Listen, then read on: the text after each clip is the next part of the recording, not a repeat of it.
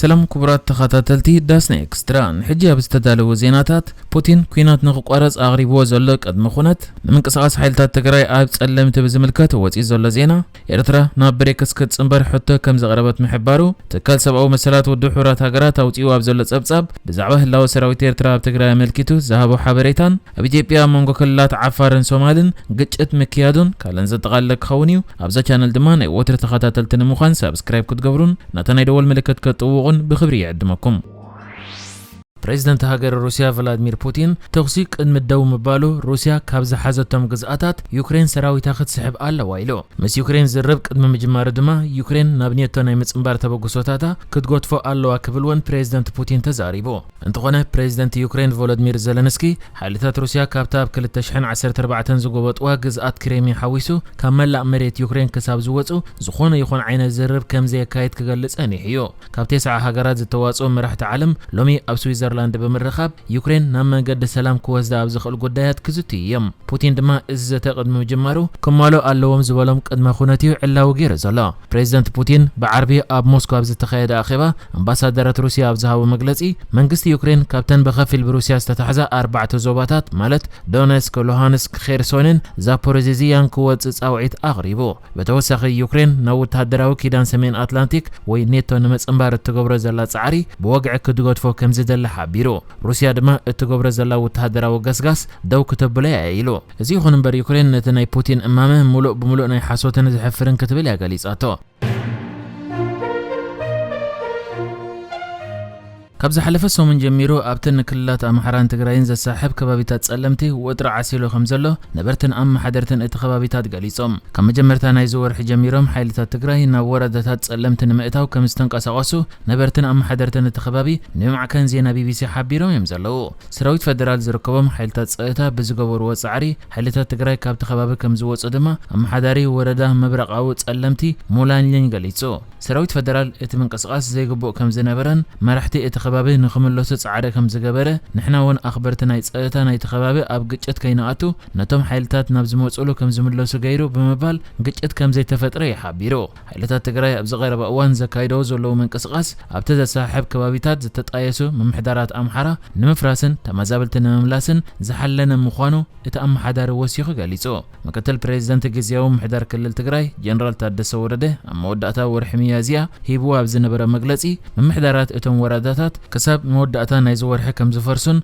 لتم كابت خبابز تمازابول سبات دما نابوتو كم زملوسن حابيرون يريو بزعواز قداي بزملكات كم مكتل بريزيدنت محدار كلل تግራይ كوم دما بيت صحفه سلام اندحنتن ملسي نمركاب زتجبره فتنا نايزا معكن اي تعوتن كينات تግራይ كاب زجمر اندحر نام محدار زوبا سمين ጎንደር كلل امحرا زتحوسو ورداتات ጸለምቲ قدميو اب كلل تግራይ اكل زوبا معراب تግራይ ኮይኖም ይጻኒሖም ክልተ ወረዳታትን ሓንቲ محدار ከተማን ዘለዎ ጸለምቲ ካብ ዝሐለፈ ሶምን ጀሚሩ حيلتات تግራይ ኣብ ከባቢ ተፋሰስ ሩባ ተከዘን ኣብ ዝርከቡ ዝተፈላልዩ ቀበሌታት ንምእታው ከምዝ ተንቀሳቀሱ ይንገራሎ ድሕርቲ መንቀሳቀስ ኣብቲ ኣስታት 200,000 ህዝቢ ከም ዝነብሮ ለዝግመት ከባቢ ጸለምቲ ዳግማይ ግጭት ከይፍጠር ስጋት ሓዲሩ ይዝርከብ ሓደ ነባር ማይ ጸብሪ حيلتات تግራይ ካብ መጀመርታ ዝወርሕ ጀሚሮም ሰሬንታ መደበር ዲማን ፊየል ውሃን ኣብ ዝበሃሉ ከባቢታት ሰራዊት ጽዕኖም መጽም በመባል ነቶም ከባቢታት ንምቁጻር መንቀሳቀስ ከም ዝነበረ ሓቢሩ ተኹሲ ኣይነበረን እንተኾነ ግን حيلتات تግራይ ኣብ ተኸባቢ ከም ዝተራእዩ زغلص حبريتا اب نبرت تا ختما شاقولت فطير نيرو بمبال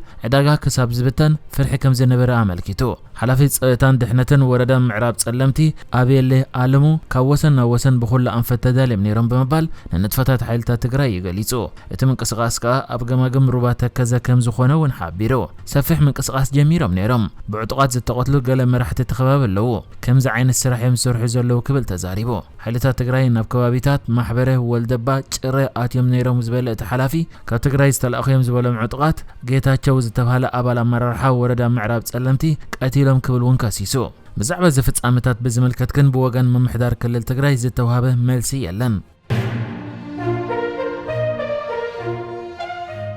ኤርትራ ናብ ብሪክስ ክትጽምበር ሕቶ ከም ዘቕረበት ተገሊጹ። ኤርትራ ኣባል ብሪክስ ክትከውን ሕቶ ኣቕሪባ ዘላ እቲ ማሕበር ኣብ ዝሓለፈ ኣኼብኡ ሓደሽተ ኣባላት ንምቕባል ድሕሪ ምስዮም እዩ። መሰረት ወፂ ዘሎ ዜና ድማ በጀካ ኤርትራ ኣዘርባይጃን፣ ኣልጄርያ፣ ባንግላዴሽ፣ ባሕሬን፣ ቤላሩስ፣ ቦሊቪያ፣ ቬኔዙዌላ፣ ቪየትናም፣ ሆንዱራስ፣ ዚምባብዌ፣ ኢንዶኔዥያ፣ ካዛክስታን፣ ኩባ፣ ኩዌት፣ ሞሮኮ፣ ናይጄሪያ፣ ኒካራጓ፣ ፍልስጤም፣ ፓኪስታን፣ ሴኔጋል፣ ሶሪያ፣ ታይላንድ፣ ቱርኪ፣ ኡጋንዳ፣ ጫድ፣ ስሪላንካ፣ ኢኳቶሪያል ጊኒን፣ ደቡብ ሱዳንን ናብቲ ውድብ ክጽምበራ ሕቶ ኣቕሪበን ምህላወን ተገሊጹ። ብዛዕባ እዚ ግን ብወገን ኤርትራ ዝወፀ ዕላዊ መግለጺ የለን። ይኹን እምበር ብሪክስ ገለ ኣባላት ንኽጽምበርኦ ሕቶ ዘቕረባ ከም ዘለዋ ባዕሉ ዕላዊ ገይሩ ይፈልጥ እዩ። ካብ ዝሓለፈ ወርሒ ጥሪ ጀሚሩ ኢትዮጵያ፣ ኢራን፣ ስዑድ ዓረብ፣ ሕብራት ኢማራት ዓረብን ግብፅን ሓደሽተ ኣባላት ጉጅለ ብሪክስ ኮይነን እየን። ላዕለዋይ መራሒ ትካል ሰብኣዊ መሰላት ውድብ ሕብራት ሃገራት ኣብ ኢትዮጵያ ብዘሎ ግጭት ዝሳተፉ ዘለዉ ወገናት ተጻብኦታት ደው ከብሉን ፍልልያቶም ድማ በሰላማዊ መንገዲ ክፈትሑን ጸውዒት ድሕሪ ምቕራብ ነቲ ኣብ ኢትዮጵያ ዘሎ ግጭታት ንሰላም ኣብ ሓደጋ ዝእትዩ ክብል ኣተሓሳሲቡ። ወሃቢት ቃል ላዕለዋይ ኮሚሽነር ሰብኣዊ መሰላት ውድብ ሕብራት ሃገራት ዝኾነት ሊዝ ትሮስል ነቲ ካብ ጥሪ 2023 ክሳብ ጥሪ 2024 ንኢትዮጵያ ዝምልከት ጸብጻብ ሰብኣዊ መሰላት ኣብ ዘቕርበተሉ እዋን ንሓላፊ ሰብኣዊ መሰላት ውድብ ሕብራት ሃገራት ቮልከር ትሩክ ዘቕርበው ጻውዒት ናብ ኢትዮጵያ ኣቕሪባ። ብፍላይ ኣብ ክልላት ኣምሓራን ኦሮምያን ዘጋጥም ዘሎ ግጭታት ኣብ 2023 ከቢድ ግህሰት ሰብኣዊ መሰላት ከም ዘስዓበ እውን ሓቢራ። ነሳ ቀፂላ ኣብ ሰሜን ኢትዮጵያ ኣብ ክልል ትግራይ ኣብ ሕዳር 2022 ስምዕ ምቁራጽ ተጻውታት ድሕሪ ምፍራሙ ኩነታት ሰብኣዊ መሰላት ርኡይ ምምሕያሽ ኣርእዮ ክትብልን ከላ ህላወ ሰራዊት ኤርትራ ኣብቲ ከባቢ ግን ንዘሎ ስክፍታታት ከም ዝቕጽል ገይርዎ እዩ ብምባል ወታደራት ኤርትራ ብናይ ገዛእ ርእሶም ትእዛዛት እዮም ዝንቀሳቐሱ ዘለዉ። ስለዚ ህላውኦም ንዘሎ ስክፍታታት ከም ዝቕጽል ገይርዎ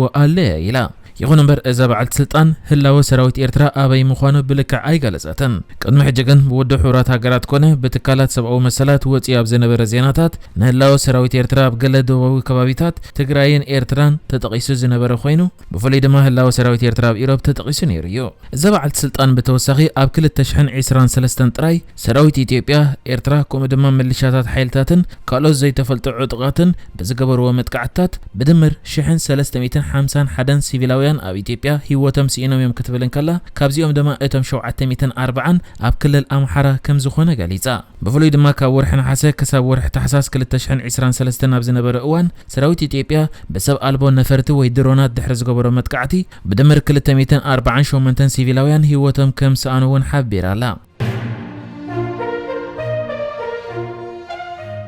ኮሚሽን ሰብኣዊ መሰላት ኢትዮጵያ ኣብ መዳወብቲ ከባቢታት ክልላት ዓፋርን ሶማልን ብዕጥቅስ ዝተደገፉ ጎንፅታት መጉዳእትን ምዝንባልን ሰላማውያን ሰባት ዝምልከት ዘሰክፍ ጸብጻባት ይበጽሑ ከም ዘሎ ኣመልኪቱ። ኮሚሽን ሰብኣዊ መሰላት ኢትዮጵያ ብዓርቢ ምሸት ኣብ ዘውፅኦ መግለጺ ኣብ ደቡባዊ ከባቢታት እተን ክልላት ዝካየድ ዘሎ ግጭት ይከታተሎ ከም ዘሎን በቲ ዝወርድ ዘሎ ጉድኣት ከም ዝተሻቐልን ሓቢሩ ኣሎ። ኣብ መንጎ ነበርትን ሓይልታት ፀጥታ ነተን ክልላት ተደጋጋሚ ጎንፂ ክለዓልን ኣብ ሰብን ንብረትን ጉድኣት ክበጽሕን ጸኒሑ እዩ። ሕጂ ድማ ካብ መወዳእታ ሰሙን ዝሓለፈ ወርሒ ግንቦት ጀሚሩ ብሰንኪ እቲ ግጭት ጥርዓናት ጸብጻባትን ኣብ ልዕሊ ውልቃውያንን መንግስታውያንን ንብረት ዝበጽሐ ጉድኣት ከም ዝበጽሑን እቲ ኮሚሽን ገሊጹ ኣሎ። ኣብ መንጎ ሓይልታት ፀጥታ እተን ክልላት ግጭት ከም ዝነበረን ሰላማውያን ሰባት ከም ዝተጎድኡን ከም ዝተመዛበሉን ሰብ መዚ እተን ክልላት ነቲ ኮሚሽን ከም ዘረጋገጹሉ እውን ጠቒሱ። ዝሓለፈ ወርሒ ሚያዝያ ብሰበስልጣን እተን ክልላት ዓበይቲ ዓድን መራሕቲ ሃይማኖትን ነቲ ዘመናት ዘቑፀረ ጎንፂ ንምፍታሕ ኣብ ስምምዕ ተበፂሑ ኮሚሽን ዕርቂ ተመስሪቱ ብክልቲኡ ወገን ተስፋ ተገይሩሉ ነይሩ እዩ። ኣብ መወዳእታ ወርሒ ግንቦት ግን ኣብተን ብብዝሒ ማሕበረሰብ ሰበኽ ሳገም ዝነብሩለን ክልላት ዳግም ግጭት ተላዒሉ ኣሎ። ንሕጂ ዝተዳለወ ዜናታት እዚ ነይሩ። ብካልእ ክሳብ ንራኸብ ሰላም ንዓኹም።